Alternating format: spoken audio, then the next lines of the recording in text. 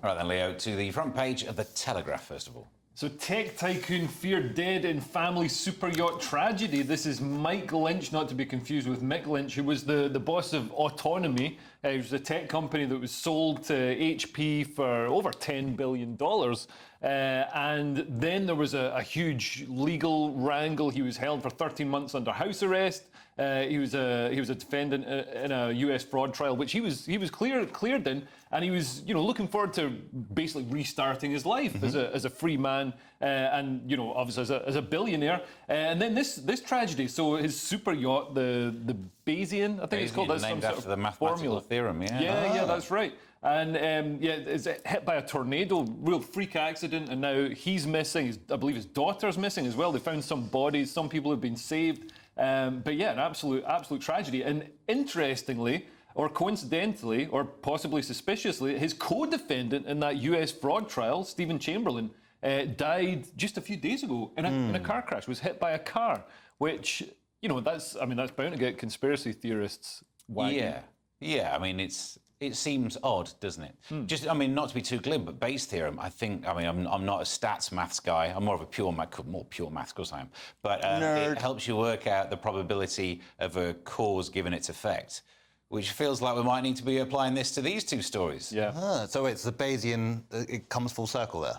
Yeah. Okay, that's a third thing happening now. I mean, this is obviously a tragedy. Hopefully they are, found. But it does seem to be odd timing, as you say. And yeah, it's just horrible. It's just a freak weather accident. Yeah, tornado over water Is that a spout, thing? these things. Well, it's definitely a thing, isn't it? Freak weather. It doesn't matter how big your yacht is, freak weather comes your way. Although, there are some parts of this story as well which are fascinating and better than the miserable news that we hear. The woman who saved her one-year-old child. Yeah. She held the child above water, and during one bit I was reading the story, accidentally let go of the child. Must imagine what that feeling must be like. I managed to get her again and held her until they were rescued. Yeah. Wow. Fantastic. Yeah. I hope you get a swimming badge for that. That's, Indeed. Good on her. Jonathan, next to the I newspaper. Yes, so crime suspects left on streets under one in, one out prison crowding plan. Like a very high-end club in Mayfair that I will never be allowed into. So suspects who would have been arrested or remanded will stay in the streets. Solicitors have warned after more than 100 prisoners who should have been in court stayed in police cells. So at least 136 prisoners who were held in police stations yesterday, according to the Ministry of Justice. Basically, after the government introduced Operation Early Dawn, they've no choice but to sort of have these temporary measures because there's no room at the inn for these prisoners. So they're sort of being held in limbo as opposed to a proper prison cell. And it wasn't, it was a few months ago that Operation Early Dawn was enacted and we had the stories about police being told to don't arrest anyone that you don't have to arrest. Yeah. I kind of think that's the only people you should be arresting anyway. If you're arresting someone, it's a now issue, isn't it? Let's get that sorted. But I guess we're heading back towards that. Yeah, and also it's worrying that just at a time when we seem to have a lack of prison space for really dangerous criminals. Keir Starmer, or not Keir Starmer directly, but under Keir Starmer, they early released a man who was involved in the machete killing of a 14-year-old boy to make space for people who shared memes on Facebook. And it doesn't seem that we're locking up the right people. I'm much more worried about people killing other people with a machete than I am about memes on Facebook. Memes on Facebook aren't a concern of mine. And just as our jails are absolutely rampacked full, Labour are bringing through more laws to be able to lock up more people. So they're going to make misogyny a crime, even though they themselves can't actually define what a woman is. So how they're going to be able to define what misogyny is beyond me. Even without an accurate definition, they will still manage to lock you up. They'll find a way. Everyone will give them that leeway when they're like, Leo, yeah, definitely, it could be set down for a short stretch on that. Well, this is the thing with when you've got authoritarian regimes like the Labour Party and the Chinese Communist Party. I'm not saying the Chinese Communist Party are anywhere near as bad as Labour, but when you've got these kind of regimes, they bring through really broad, really vague laws that everybody fears that they might have transgressed against. And then the government, the regime can just pick and choose who to send to prison for breaking. Find me the man, I'll find you the crime. Yeah, exactly. I think we should say Operation Early Dawn, in theory, is not meant to release any violent criminals, those found guilty of sexual assaults or domestic abuse. But just machete. People involved in machete killings. Yeah, That's, not- they find a way of not making that violent. But a Facebook meme is, oh my God, it's the most violent thing. Oh, he's shared a picture on Facebook. Right, we can move Leo to let's have a look, a Royal World exclusive on the front page of the Daily Mail. This is the best story we've seen in ages. Yeah, so, I mean, it's an exclusive, but it's not that new. Yeah. It's surprising. It didn't happen yesterday, yeah. So this is, the Queen said Trump was very rude. So the astonishing claims, not that astonishing, it's kind of what you'd expect. It's kind of on brand, isn't it? Yeah, for both of them. It's revealed in a new book which also reports that the late monarch believed the president must have an arrangement with his wife Melania. I don't know if this is because Donald Trump tried it on with her or what happened, but yeah, apparently, she saw the comings and goings from Donald Trump's bedroom and thought he must have some sort of arrangement. Saw the Moscow tapes. Yeah, putting it round a bit. Was he a swinger? Was that the implication? I think he's a swinger. Okay. Was the Queen a swinger? I don't think so. I'm not sure about that, Leo. No. But yeah, I mean, of course he's going to seem brash. First of all, he's American, and welcome to all our American friends and viewers. But that's his whole thing. He's a big character. The Queen is a sort of civil, beloved, gentle old dear, and yeah. Or was. Hate to break it to you. But, What? Yeah. Ew.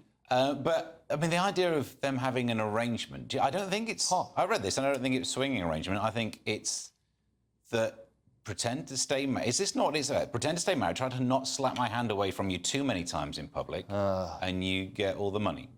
Yeah, I think, if you marry Donald Trump, you sort of know what you're in for, You're not marrying a vicar. Or can vicars even get married? I don't even know. But we saw other footage of Donald Trump. Remember he barged other world leaders out of the way, literally shoved them out of the way so he could walk at the front. This isn't a man with niceties, but he's the man we need in 2024 to clean up the world. I hope this biography is just her slagging off everyone she's ever met. It's just a series of burns. Warts and all. Yeah. We all write those books in our own personal time. You never think they get released, do they? No. Right, Jonathan, we can finally go to the front page of the Daily Star to see if there's any news there. It's too soon. Xmas trees going up and shops selling festive chocks. In August is the headline, oh baubles. So essentially shops have started selling their Christmas wares, and I think it's too early. It's at least 9 months away, my brief calculation has told me.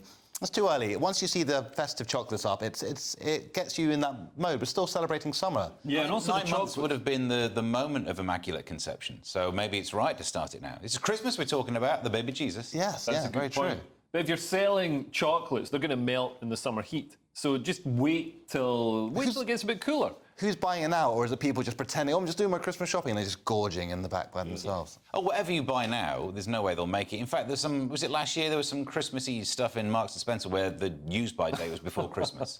Oh. So you were going... But it is true. There is no way that food will stay in my house without me late night just going, oh... Do you think that's the plan? It's like a nefarious ploy, like, oh, you buy this now, and then they know what's going to happen, you're going to eat it, and you'll come back for seconds. Yeah. But also, very suspiciously, I think these shops just do it so that we all go, well, it's too early, it's disgraceful. Let's get some front-page free advertising for whatever shop this is. Yeah, but we don't know which shop it is. Yeah, what is it called? No, it's very hard to they tell. get really upset. Oh, is that now. Sainsbury's? Oh, no, that's not a Sainsbury's. That looks like an Asda. I'm judging that from the prices. I've never stepped foot in one. I recognise the prices on the side. You've never stepped in an Asda? No, not allowed. You are so posh. What's your supermarket of choice? Well, you wouldn't know it. It's in the lounge, eh? Leo, the Daily Mail, people in a new survey are saying that they don't like Keir Starmer, which I think can get you arrested these days. Whoa. So more than half of British people believe the UK is heading in the wrong direction under Labour as Sir Keir Starmer's favourability ratings fall to 0. This poll reveals it by Ipsos. You can trust it. It's one of the established companies. So they found that 38% of people have a favourable opinion of Keir, and 38% have an unfavourable one. So I guess a lot of people like that he calls half of Britain racist and far-right bigots and thugs, and the other half don't like it because they're the people getting called that. And the survey also revealed that 22% of British people think that Britain is heading in just 22% think Britain is heading in the right direction, while 52% think Britain is going in the wrong direction. So this is cataclysmic for a party so early on in its stewardship of the nation. They've got 5 years to go. You're supposed to get these terrible ratings near the end when you get voted out, like Rishi was. Well, what's interesting, his approval rating is 0, but he's also the most popular politician asked about in the polls, so it's not really saying much for our cream of the crop politicians. If your rating's already 0, surely now's the time to get in as much unpopular policy in as possible, because we can't go... Can it go lower? Can it go to minus? Well, everyone else is minus. Yeah. Oh, everyone else is minus. All the other politicians, like Rishi's minus 50-something. Oh, goodness. Nigel Farage was minus 20-something in the last one. You can't go past minus 100. What happens if you do? Well, there's only 100. Oh, God, I shouldn't be doing this show. And also the survey, when they're asking about going in the wrong direction, the way it's written up looks terrible, but the number of people who think we were heading in the wrong direction at the end of the Tory government was actually higher. Now, I know what you mean, that was the end, that was the dying embers of their administration. But politicians think that the start of being in charge is when you should do the big things. The unpopular stuff. But this is quite unpopular. I think you stretched it. They're not doing unpopular stuff the same way as, like, Margaret Thatcher did unpopular stuff, but you could see she was remaking Britain to make it prosperous and dynamic, whereas Labour are remaking Britain to make it stultifying and authoritarian. All the stuff they've been talking about bringing through, facial recognition, policing the internet, all these authoritarian rules, laws against misogyny, laws against harmful posts on the internet. They're not the sort of thing that's going to stimulate the economy. They're the sort of thing that's going to stimulate the hiring of a lot of civil servants to rule over us and police our lives. It's going to create this sort of Kafkaesque state, basically recreating the Soviet Union, but worse because it's in Britain. And they got that phrase online, was it lawful but hateful or something? Harmful but not legal. illegal? Harmful but legal, which is the kind of thing where Philip Schofield was whistling and pointing at the TV like that DiCaprio. Hey, it's me, yeah. That's exactly the thing we're talking about. Are you worried, Jonathan, about I'm a little bit worried. I am not liking the sign of where things are going. It seems to be a bit leading down an authoritarian path. And as a natural anti-authoritarian guy with a slant against that kind of thing, I think he should just relax. Why can't we all get along? He should just chill. Just chill. Well, Come on, Keir. Keir Starmer needs to trust the British people more. At the moment, he's saying, oh, none of you can be trusted with anything. You're all evil. We need to monitor your Facebook. You're not allowed to do anything. You're not allowed to, we're not going to let you go outside or speak to each other or anything like that. And, you think I'm joking. That's exactly what he was saying during lockdown.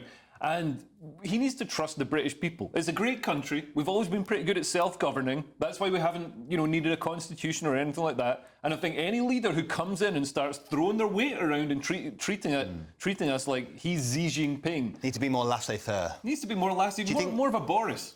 Do you think there's an underlying ideology there that he has? Do you think he is, in his heart, very authoritarian, or he's just sort of reacting to the riots and stuff like that? The UK has always had, like, half of the UK is dynamic and entrepreneurial, and the other half is just the most horrific, ugly, fat, leftist, socialist pigs that just want to, stifle everything. I would go back to Jonathan for balance, but I don't think I'm going to say